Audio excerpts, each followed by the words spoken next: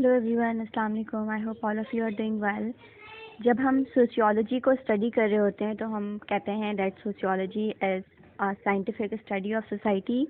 इसका मतलब है कि अगर मुझे सोशियोलॉजी को पढ़ना है तो मुझे सोसाइटी को अंडरस्टैंड करना पड़ेगा। साथ ही साथ अगर मैं सोशियोलॉजी स्टूडेंट नहीं भी हूँ फॉर एग्ज़ाम्पल, तो सोसाइटी एक ऐसा प्लेटफॉर्म है जिसमें हम रह रहे होते हैं, जो हमारी नीड्स को पूरा कर रहा होता है। हमें एक प्लेटफॉर्म प्रोवाइड कर रहा होता है जहाँ पे हम अपनी फ़िज़िकल, साइकोलॉजिकल या सोशल नीड्स को पूरा कर रहे होते हैं। तो इस पर्सपेक्टिव से भी सोसाइटी को अंडरस्टैंड करना बहुत इम्पॉर्टेंट है। सोसाइटीज़ किस तरह से डेवलप होती रही हैं, कितने टाइप्स ऑफ सोसाइटीज़ एग्जिस्ट करती रही हैं, पहले कौन कौन सी सोसाइटीज़ हुआ करती थी, उनके क्या करेक्टरिस्टिक्स थे, और शुरू से अब तक कितने टाइप ऑफ सोसाइटीज़ रही हैं, उनके क्या क्या करेक्टरिस्टिक्स थे, ये सारी वो चीज़ें हैं जिन पे हम इस वीडियो के अंदर डिस्कशन करेंगे। तो स्टार्ट करते हैं first of all by understanding the meaning of society. The term society is derived from Latin word socius, जिसका मतलब है कंपेनियनशिप या फ्रेंडशिप। और सोसाइटी के दो प्राइमरी फैक्टर्स हैं, कल्चर एंड सोशल स्ट्रक्चर। इसका मतलब है कि हर सोसाइटी के अंदर एक ख़ास किस्म का सोशल स्ट्रक्चर होता है।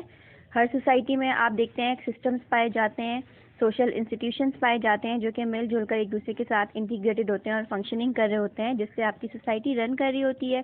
साथ ही साथ हर सोसाइटी का एक पर्टिकुलर कल्चर भी होता है। सोसाइटीज़ मल्टी कल्चरल भी होती हैं, and culture also is everything, because culture provides you a language to speak, symbols to revere. Culture आपको एक ड्रेस कोड प्रोवाइड कर रहा होता है। Hence culture provides you everything, it is everything and it is something that makes you individual members of society. और detail में अगर आप जानना चाहते हैं कि कल्चर क्या है तो डिस्क्रिप्शन में मैंने लिंक दे दिया है कल्चर की वीडियो का, आप उसको देख लीजिएगा। फर्दर अगर बात की जाए तो सोसाइटी सोशल टर्म्स के अंदर, सोशियोलॉजिकल टर्म्स के अंदर यूज़ होने वाले टर्म्स में से एक बेसिक टर्म है, जिसका मतलब है लार्ज ग्रुपिंग ऑफ पीपल जो कि एक ख़ास जोग्राफिकल टेरिटरी को शेयर कर रहे होते हैं, और साथ ही साथ उनका कोई ख़ास कॉमन कल्चर होता है, स्ट्रक्चर होता है, और कुछ लॉज होते हैं जिनको वो अबाइड कर रहे होते हैं। जो एडवांस सोसाइटीज़ हैं उनके पास कुछ खास पॉलिटिकल अथॉरिटीज़ होती हैं, जैसे कि सोशियोलॉजिस्ट जेरार्ड लेंस्की कहते हैं दैट सोसाइटीज़ डेवलप करती हैं या सोसाइटीज़ को वो डिफ़ाइन करते हैं in terms of advancements in technology. Mean society की एडवांसमेंट टेक्नोलॉजी की एडवांसमेंट्स के साथ इंटरकनेक्टेड है। जैसे जैसे सोसाइटीज़ एडवांस करती जाती हैं वहाँ की टेक्नोलॉजी का यूज़ भी एडवांस होता जाता है, या अगर हम ये कहें कि तो टेक्नोलॉजी एडवांस होने की वजह से सोसाइटीज़ मॉडिफाई होती हैं, सो ये वाइस वर्सा काम कर रहा होता है। मज़ीद अगर हम डेफिनेशंस की बात करें तो डिफरेंट सोशल साइंटिस्ट ने डिफरेंट डेफिनेशंस दी हैं, जैसे कि हॉटर एंड हंट कहते हैं दैट सोसाइटी एक रिलेटिवली इंडिपेंडेंट ह्यूमन ग्रुप है जिसमें एक ख़ास टेरिटरी होती है, एक ख़ास कल्चर होता है जो वो शेयर कर रहे होते हैं, और ग्रुप्स आपस में इंटीग्रेटेड होते हैं। अगर आप नेक्स्ट डेफिनेशन देखें तो यहाँ पे डिस्क्राइब किया जा रहा है दैट सोसाइटी बेसिकली एक सिस्टम है जहाँ पे different usages and procedures follow किए जाते हैं, जहाँ पे अथॉरिटी भी होती है और लोग एक दूसरे की हेल्प भी कर रहे होते हैं, कॉन्फ्लिक्ट भी होता है और कॉपरेशन भी होता है। साथ ही साथ डिफरेंट तरह के ग्रुप्स होते हैं और उनमें डिविजन्स हुई भी होती हैं। मीन्स अगर आप आज की सोसाइटीज़ की बात करें तो आज की सोसाइटी मल्टी कल्चरल सोसाइटी है, जहाँ पे आपको डिफरेंट डिविजन्स नज़र आएंगी on the basis of classes, on the basis of different races या डिफरेंट एथनिक ग्रुप्स, आपको डिफरेंट कल्चर्स नज़र आएंगे। साथ ही साथ हर सोसाइटी के अंदर आपका बिहेवियर रेगुलेट हो रहा होता है based on the particular norms of that society. Next definition की बात करें तो सोसाइटी इट्सेल्फ एक यूनियन है, एक ऑर्गेनाइजेशन है जहाँ पे लोगों के आपस में फॉर्मल रिलेशंस होते हैं और वो एक दूसरे के साथ एसोसिएटेड होते हैं, बाउंड होते हैं। नेक्स्ट डेफिनेशन भी यही बात कह रही है दैट सोसाइटी जस्ट एक ग्रुप नहीं है बल्कि एक सिस्टम ऑफ रिलेशनशिप है जहाँ पे डिफरेंट इंडिविजुअल्स और ग्रुप्स आपस में इंटरकनेक्टेड होते हैं। सो ऑल इन ऑल अगर आप बात करें so we come to know that society एक पैटर्न, एक सिस्टम, एक वेब ऑफ रिलेशनशिप है जहाँ पे डिफरेंट लोग, इंडिविजुअल्स और ग्रुप्स आपस में इंटरकनेक्टेड हैं। लोगों के पास एक ख़ास किस्म का एक्सपेक्टेशन और बिहेवियर है, और साथ ही साथ कुछ लॉज हैं जो उन्हें अबाइड करने हैं, पॉलिटिकल अथॉरिटीज़ हैं, वो आपस में इंटरकनेक्टेड हैं और स्मूथली इस तरह से सोसाइटी इन सारी चीज़ों के साथ मिलकर रन कर रही होती है। अब बात करेंगे टाइप्स ऑफ सोसाइटी की, तो सोशियोलॉजिस्ट जनरली सोसाइटीज़ को क्लासीफाई करते हैं एक स्पेक्ट्रम के थ्रू, एक लेवल देते हैं इंडस्ट्रियलाइजेशन का। मींस इंडस्ट्रियलाइजेशन को बेस बना के सोसाइटीज़ को डिफ़ाइन किया जा रहा होता है, क्लासीफाई किया जा रहा होता है, क्योंकि देखें इंडस्ट्रियलाइजेशन ही वो दौर था जिसमें 18th और 19th सेंचुरी के दौरान सोशियोलॉजी डेवलप हुई। So that's why sociology industrialization को ही बेस बना के लेवल्स दे के सोसाइटीज़ को क्लासीफाई कर रही होती है, from pre industrial to post industrial. तो फर्स्ट टाइप की अगर आप बात करें, प्री इंडस्ट्रियल सोसाइटीज़ वो सोसाइटीज़ थी जो कि इंडस्ट्रियल रेवोल्यूशन से पहले मौजूद थी, जहाँ पे देयर वाज ऑल्दो मीन्स जो वाइड स्प्रेड यूज़ हुआ मशीन्स का या इंडस्ट्रियल रेवोल्यूशन का, उससे पहले की जो सोसाइटीज़ हैं। और साथ ही साथ ये सोसाइटीज़ बहुत छोटी थी, ये रूरल थी, मीन्स यहाँ पे फार्मिंग और एग्रीकल्चर वगैरह को आप बेस बना सकते हैं। और यहाँ पे they were largely dependent on local resources. Means अगर आपसे कोई कहे कि आप कैटेगराइज करें, आप बताइए कि जो प्री इंडस्ट्रियल सोसाइटीज़ हैं उनकी क्या करेक्टरिस्टिक्स हैं, तो आप कहेंगे कि वो स्मॉल होती थी, रूरल होती थी, और साथ ही साथ they were dependent on natural resources, local resources. और इसके अलावा जो वहाँ पे इकोनॉमिक प्रोडक्शन थी वो बहुत लिमिटेड हुआ करती थी, और that was dependent on labour के ऊपर डिपेंड करती थी। और इसको अगर आप फैमिली से रिलेट करें तो अगर आप देखते हैं कि चेंजिंग फैमिली पैटर्न है प्री इंडस्ट्रियल सोसाइटीज़ में, आप देखते हैं कि फैमिलीज लार्ज हुआ करती थी, एक्सटेंडेड हुआ करती थी, एज़ कम्पेयर टू अगर हम आज की सोसाइटीज़ की बात करें तो न्यूक्लियर फैमिलीज़ को, यानी कि वो फैमिलीज जहाँ पे सिर्फ बच्चे और पेरेंट्स होते हैं, उनको आइडियल माना जाता है। इसकी वजह यह है कि जो प्री इंडस्ट्रियल सोसाइटीज़ हैं वहाँ पे इकोनॉमिक प्रोडक्शन आपकी बेस कर रही है लेबर के ऊपर, तो लोगों इस चीज़ को लोग प्रेफर करते थे कि ज़्यादा बच्चे होने चाहिए, जितने बच्चे हैं इसका मतलब उतने अर्निंग हैंड्स हैं, उतनी लेबर फोर्स है। अब इसके अंदर मज़ीद कैटेगरीज़ हैं। जैसे फर्स्ट कैटेगरी है हंटिंग एंड गैदरिंग सोसाइटीज़, आपने ज़रूर इसका नाम सुना होगा। ये बहुत बेसिक फॉर्म ऑफ सोसाइटी है, जिसमें आप ये कह सकते हैं कि that was the first occupation जहाँ पे हंटिंग एंड गैदरिंग हुआ करती थी। ये भी जेंडर सेग्रीगेटेड वर्क था एक तरह से, जहाँ पे जो मेल्स थे दे वर रिस्पॉन्सिबल फॉर हंटिंग, और जो फीमेल्स थी वो नट्स और फ्रूट्स वगैरह को गैदर करके लाया करती थी। सो यहाँ पे भी इनकी डिपेंडेंस भी that was strongly on environment, अपने माहौल पे डिपेंड करते थे, क्योंकि इनको हंटिंग एंड गैदरिंग करनी होती थी। और ये सोसाइटीज़ जो हैं आज से तकरीबन 10 से 12 हज़ार पहले मौजूद थी, और इन सोसाइटीज़ के अंदर जो ग्रुप्स थे दे वर बेस्ड ऑन किनशिप, यहाँ पे ट्राइब्स मीन्स कबीले का कॉन्सेप्ट, यहाँ पे किनशिप वगैरह का कॉन्सेप्ट यहाँ पे हुआ करता था। और अगैन वही वाली बात है कि अपनी सराउंडिंग्स के ऊपर इनका सर्वाइवल डिपेंड करता था। ये वाइल्ड एनिमल्स वगैरह की हंटिंग किया करते थे। और एक और बहुत इंपॉर्टेंट टर्मिनोलॉजी है दैट दे वर नोमैडिक। जहाँ पे भी आप नोमैडिक का वर्ड सुनेंगे इसका मतलब होता है वो लोग जो कि जिनकी एक परमानेंट सेटलमेंट नहीं होती, बल्कि जो मूव करते रहते हैं। तो क्योंकि ये लोग रिसोर्सेज पर डिपेंड करते थे, तो जब रिसोर्सेज कम पड़ जाती थी तो इनको मजबूरन अपना एरिया चेंज करना पड़ता था, इसलिए इनकी कोई परमानेंट सेटलमेंट नहीं थी। सो दे वर नोमैडिक। और ये सोसाइटीज़ आज से कुछ 100 साल पहले तो बहुत कॉमन थी, पर आज आहिस्ता आहिस्ता जैसे जैसे सोसाइटीज़ बढ़ती जा रही हैं, ट्रांसफॉर्म होती जा रही हैं और वर्ल्ड पॉपुलेशन एक्सप्लोर होती जा रही है, वैसे वैसे इन सोसाइटीज़ की एग्जिस्टेंस कम होती जा रही है और ये डिसअपेयर होती जा रही हैं। नेक्स्ट की अगर आप बात करें पेस्टोरियल सोसाइटीज़ की, तो कुछ ऐसी चेंजिंग कंडीशंस आई, कुछ एडेप्टेशंस हुई जिनकी वजह से ये सोसाइटीज़ ने एक और नया पेशा इख्तियार किया, that was domestication of animals. इन्होंने जानवरों को घरों में पालना, टेम एंड उनकी ब्रीडिंग स्टार्ट की, और जिसकी वजह से इनका पेशा काफ़ी बढ़ा, इनके रिसोर्सेज बढ़े। किस तरह से इनको they were dependent on animals for their clothing, इनको क्लोथिंग मिला, फूड मिला एनिमल्स से, साथ ही साथ ट्रांसपोर्टेशन का काम किया एनिमल्स ने, कैटल्स ने इनके लिए। सो ये एक बहुत बड़ा चेंज था इन सोसाइटीज़ के अंदर, और ये आज से तकरीबन 7,500 साल पहले मौजूद थी। और इनके अंदर एक नई एबिलिटी डेवलप हुई जिसको मैंने बताया, दैट डोमेस्टिकेशन ऑफ एनिमल्स, जानवरों को ब्रीड करना। और ये भी नोमैडिक थे क्योंकि they were forced to follow their animals to fresh feeding ground, that is why ये भी नोमैडिक थे। इनकी भी कोई पर्सनल सेटलमेंट्स नहीं थी, बट हाँ इस टाइप ऑफ सोसाइटी के अंदर कुछ स्पेशलाइज्ड ऑक्यूपेशन स्टार्ट हुए डेवलप होना, जिस तरह से इन सोसाइटीज़ ने कुछ ट्रेडिंग स्टार्ट की लोकल ग्रुप्स के साथ, क्योंकि देखें इनको जानवरों ने फूड भी प्रोवाइड किया, क्लोथ भी प्रोवाइड किए, ट्रांसपोर्टेशन भी प्रोवाइड किया, तो यहाँ पे ट्रेडिंग का कॉन्सेप्ट भी आ गया था।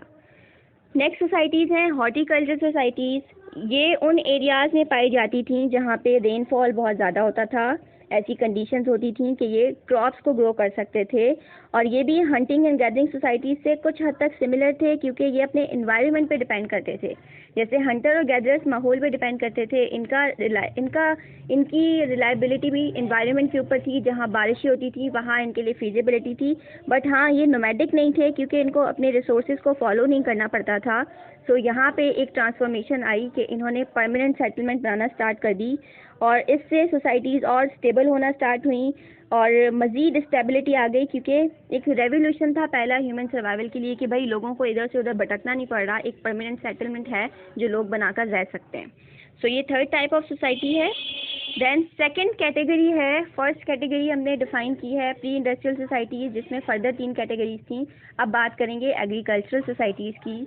ये जो सोसाइटीज़ थी दे वर रिलाइड ऑन परमानेंट टूल्स, और तकरीबन 3000 BC के अंदर एक एक्सप्लोजन आया न्यू टेक्नोलॉजी का, जिसका नाम था एग्रीकल्चरल रेवोल्यूशन, जिसमें फार्मिंग करना और भी ज़्यादा पॉसिबल और भी ज़्यादा प्रॉफिटेबल हो गया। जो फार्मर्स थे उन्होंने वेस्ट प्रोडक्ट्स को रीयूज़ करना सीखा, फर्टिलाइज़र्स बनाना सीखे, और इसके अलावा और डिफरेंट तरीके सीखे, जिसकी वजह से हार्वेस्टिंग करना और फूड सरप्लस को बनाना और ज़्यादा इजी हो गया फार्मर्स के लिए। साथ ही साथ इन्होंने कुछ मेटल से बने हुए और नए और इफ़ेक्टिव और लॉन्ग लास्टिंग टूल्स बनाए। टाउन्स और सिटीज़ डेवलप हुए, और देन वही टाउन्स और सिटीज़ ट्रेड और कॉमर्स का सेंटर बन गए। फिर एक और इम्पॉर्टेंट इवेंट आता है डॉन ऑफ सिविलाइजेशन का, जहाँ पे they were engage in more contemplative and thoughtful activities, जैसे कि म्यूज़िक, पोट्री और फिलोसफी वगैरह। और जाहिर है जब ये लोग इन सब चीज़ों के अंदर इन्वॉल्व हो गए तो इनकी रिसोर्सेज और ज़्यादा प्लेंटीफुल हो गई, और ज़्यादा और साथ ही साथ सोशल क्लासेस भी डिविजिबल हो गई। यहाँ पे सोशल स्टैंडिंग थी मेल और फीमेल के दरमियान में, वो भी ज़ाहिर जेंडर सेग्रीगेटेड वर्क भी स्टार्ट हो गया।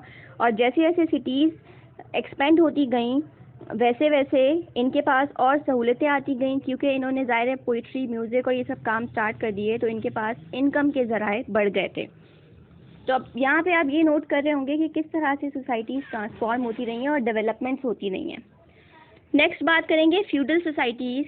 ये 9th सेंचुरी के अंदर मौजूद थी, और इसमें अगर बिल्कुल आम ज़बान में बताया जाए तो एक स्ट्रिक्ट हायरार्किकल सिस्टम था, जहाँ पे पावर थी और वो मोनार्क्स के पास होती थी, जागीरदाराना निज़ाम जिसको कहा जाता है। और जो पीजेंट्स हुआ करते थे वो बेचारे ज़मीनें वगैरह ग्रो किया करते थे, क्रॉप्स को ग्रो किया करते थे, उनकी देखभाल किया करते थे। साथ ही साथ they promise to fight for their lords, और इसके बदले में जो लॉर्ड्स थे वो उन पे ये एहसान कर देते थे कि उनको एक प्लेस रहने को दे देते थे, और उनसे कहते थे कि हम आपको प्रोटेक्शन प्रोवाइड करेंगे फ्रॉम दी आउटसाइड एनिमीज़। लेकिन ये सिस्टम ज़्यादा चल नहीं सका और इसका डाउनफॉल आ गया था। सोशल और इकोनॉमिक सिस्टम जो भी था इनका वो ज़्यादा नहीं चल सका, इट वाज फेल्ड। और देन कैपिटलिज्म आ गया जब टेक्नोलॉजिकल एडवांसमेंट आई इंडस्ट्रियल एरा के अंदर। इसको भी अगर आपने मज़ीद अंडरस्टैंड करना है तो एक वीडियो मौजूद है origin and development of sociology के नाम से, मैं लिंक भी ज़रूर शेयर कर दूँगी डिस्क्रिप्शन में। उसमें मैंने 3 एराज बताए हैं कि किस तरह से सोशियोलॉजी डेवलप हुई है। उनमें एक एनलाइटनमेंट बताया है, फ्रेंच रेवोल्यूशन बताया और इंडस्ट्रियल रेवोल्यूशन बताया है। और फ्रेंच रेवोल्यूशन के अंदर बेसिकली जो डाउनफॉल है फ्यूडलिज्म का वो डिटेल में डिस्कस्ड है, क्योंकि यहाँ पे एक पर्टिकुलर डिवीज़न कर दी गई थी कि जो मोनार्क्स के घर पैदा हो गया है, जो फ्यूडलिज्म के अंदर जो फ्यूडल्स के फैमिलीज़ के अंदर पैदा हो गया है, वो उसके पास सारी पावर है, सारी अथॉरिटी है, और जो पीजेंट्स हैं उनके पास कोई राइट्स नहीं है, उनको स्लेव्स के तौर पे भी यूज़ किया जा सकता है। सो उनको एक्सप्लॉइट किया जा रहा था, जिसकी वजह से मज़ीद इस लोगों ने क्वेश्चंस करना स्टार्ट कर दिए about their existence, about there condition. फिर और मज़ीद जो फ्रेंच रेवोल्यूशन आया था और सारी कंडीशंस थी वो आप ज़रूर वीडियो में विजिट कर लीजिएगा, जिसकी वजह से फ्यूडलिज्म का डाउनफॉल आ गया था। फोर्थ टाइप ऑफ सोसाइटी है इंडस्ट्रियल सोसाइटी। 18th सेंचुरी के अंदर यूरोप ने एक ड्रामेटिक राइज एक्सपीरियंस किया था टेक्नोलॉजिकल इन्वेंशन के अंदर, जिसको आप इंडस्ट्रियल रेवोल्यूशन के नाम से जानते हैं। इस पीरियड में एक रिमार्केबल नंबर ऑफ इन्वेंशंस हुई थी जिन्होंने लोगों की डेली लाइफ को इन्फ्लुएंस किया था। साथ ही साथ 1782 के अंदर स्टीम इंजन की ईजाद होना, और फिर वो स्टीम इंजन जो है वो तकरीबन 12 घोड़ों के मुताबिक काम किया करता था।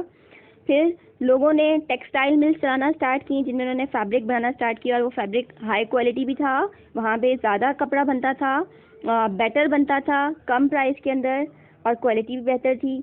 फिर जो फार्मर्स थे उन्होंने मशीन्स खरीदी जैसे कि सीडर्स और थ्रेशिंग मशीन्स वगैरह, जिससे एग्रीकल्चर प्रोडक्टिविटी भी इम्प्रूव हुई, और आसान भी हो गई।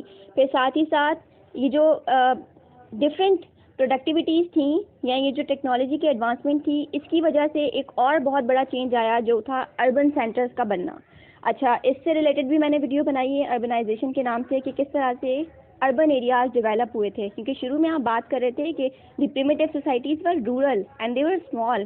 फिर अचानक अर्बन सेंटर्स बनना स्टार्ट हुए और देखें रूरल से अर्बन में भी ट्रांसफॉर्मेशन हुई, शहर बनना स्टार्ट हुए। तो ये भी एक बहुत बड़ा चेंज था। फिर जो न्यू जनरेशन थी उनका ज़्यादा फोकस इस चीज़ पे था कि हम पैसे के बजाय मीन्स हम ज़्यादा से ज़्यादा डिफरेंट वेज देखेंगे जिनके थ्रू हम वेल्थ कमा सकते हैं और अपवर्ड मोबिलिटी की तरफ जा सकते हैं अपने लिए और अपनी फैमिलीज़ के लिए। और सबसे बड़ा जो इम्पोर्टेंट पॉइंट है वो ये है कि इसके अंदर, इस दौर के अंदर, इन टाइप्स ऑफ सोसाइटीज़ के अंदर 18th और 19th सेंचुरी में सोशियोलॉजी डेवलप हुई थी, क्योंकि जब thinkers started to question about the existence, about their particular conditions that they were surviving, जब लॉजिक्स और रीजनिंग की बात आई तो फिर सोशियोलॉजी इमर्ज हुई और डिफरेंट थिंकर्स ने कॉन्ट्रीब्यूशन देना स्टार्ट किए। जो लास्ट टाइप ऑफ सोसाइटी है, जो most recent and most advance type of society है, वो है पोस्ट इंडस्ट्रियल सोसाइटीज़। और ये सोसाइटीज़ इंफॉर्मेशन सोसाइटीज़ भी कहलाती हैं, डिजिटल सोसाइटीज़ भी कहलाती हैं, क्योंकि ये एक रीसेंट डेवलपमेंट है। और यहाँ पे जो इकोनॉमी है that is not driven by material goods, जैसे शुरू से लेकर एंड तक हम बात करते आ रहे हैं, पैसा कमाना है, मीन्स, रिसोर्सेज। इन सोसाइटीज़ के अंदर वेल्थ का मतलब होता है not material goods but knowledge. आपके पास जितना नॉलेज होगा आप उतने पावरफुल हैं। Power lies with those in charge of storing and distributing information, not wealth. और यहाँ पे भी सोशल क्लासेस डिवाइड होंगी, but they are going to be divided on the basis of access to education. और जिनके पास technical skills नहीं है, जिनके पास एजुकेशन नहीं है, लैक ऑफ मीन्स हैं, it means they are lacking success in their life. ये बहुत रीसेंट टाइप ऑफ सोसाइटीज़ हैं जो कि पोस्ट इंडस्ट्रियल है, एरा के बाद वाली। सो इस वीडियो के अंदर आपने देखा होगा, और यहाँ पे एक और पॉइंट क्लियर कर दूं कि जो दो टाइप ऑफ सोसाइटीज़ हैं that were presented by August Comte, dynamic and static. तो आपको समझ आ रहा होगा कि हमारी सोसाइटीज़ स्टैटिक नहीं है, हमारी सोसाइटीज़ डायनेमिक हैं। शुरू से अब तक जैसे जैसे टेक्नोलॉजी में चेंज आया है वैसे वैसे सोसाइटीज़ चेंज होती रही हैं, और फिर जैसे जैसे सोसाइटी चेंज हुई है वैसे वैसे टेक्नोलॉजी के अंदर भी चेंज आया है। कहीं पर अगर आप ऑटोमेशन का इस्तेमाल कर रहे थे तो आज आप पोस्ट इंडस्ट्रियल सोसाइटीज़ के अंदर साइबरनेशन पे आ गए हैं, जहाँ पे मशीन्स को कंट्रोल करने के लिए भी मशीन्स आ गई हैं। So this was all about the transformation of society. I hope this video was helpful. Thank you so much. Take care.